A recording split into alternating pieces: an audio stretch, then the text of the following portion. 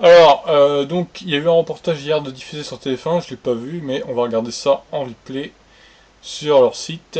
Donc, voilà, alors, il y aura encore du monde sur les routes ce week-end, surtout avec le pont du 15 août, mais peu de voitures électriques, 100 000 en France exactement.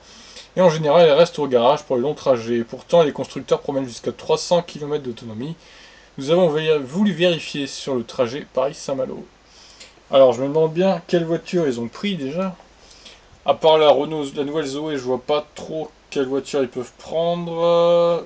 S'ils ont pris la, peut-être la BM avec le Rex. Ou peut-être une Ioniq, je sais pas. Bon, on va voir. Allez, c'est parti. Week-end, surtout avec le pont du 15 août, mais dans les bouchons, on verra peu de voitures électriques. En général, elles restent au garage pour les longs trajets. Pourtant, les constructeurs promettent jusqu'à 300 km d'autonomie. Nous avons voulu vérifier en partant de Paris, direction la Bretagne, au volant Marc de Chevigny avec à ses côtés Jean-Yves. Notre destination, ce petit village de bord de mer.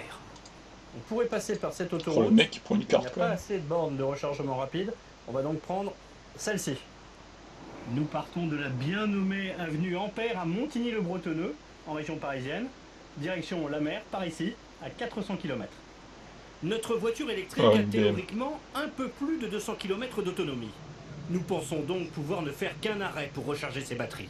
Mais On a mis un peu de climatisation qui consomme de l'énergie. L'autonomie du véhicule s'affiche devant moi. et elle décline rapidement. Bah, il est Plus sur l'autoroute. rapidement que prévu. En même temps. Pour préserver la batterie, Putain. il faut lever le pied. Opération escargot sur l'autoroute de l'Ouest. Mais t'as qu'à pas prendre 30 km l'autoroute. d'autonomie et cette borne est à 35 km. Je vais aussi couper la clim là. C'est Bah chaud. oui, et la clim, à quoi ça sert, sérieux, faut arrêter. Là sans clim ça devient rude. Et voilà la Ah, recharge pauvre petit. électrique. Là c'était chaud. A priori c'est celle-ci. Un câble qui est assez lourd. Et je me suis garé trop loin. On n'a pas encore inventé le sans fil.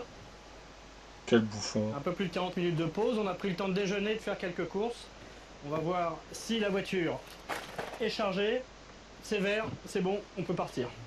Pour la suite du parcours, nous adoptons donc une vitesse très raisonnable, à peine 110 km/h, au rythme des vacances, avec moins de stress, du moins jusqu'à la borne suivante, récalcitrante. Oui, là on essaie de se brancher en AC, mais ça fonctionne pas, ça s'est mis à clignoter rouge. Bon, ouais, j'attends, hein, je patiente. Bon, mauvaise nouvelle. Après bien des essais, cette borne ne semble pas fonctionner. On va donc essayer d'en chercher une autre. Mhm. On tourne dans une espèce de zone industrielle. Ah, ça va être là. Pour la fin de la charge, plus de 3 heures, on n'est vraiment pas prêt de voir le coucher de soleil sur la mer ce soir. Nous décidons donc de reprendre notre chemin avec juste assez d'électricité pour rejoindre Saint-Jacques-de-la-Mer, le plus beau village de Bretagne. Et on peut trinquer à notre exploit, puisque de toute façon, nous ne reprendrons pas le volant ce soir. Les batteries sont à plein. Il faudra désormais charger avec une prise secteur classique, et il faut 9 heures pour cela. Santé.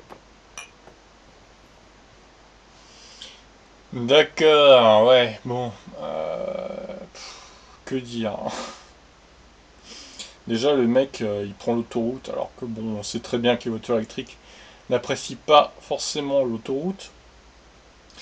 Mieux vaut passer sur des petites routes quand même, à 90.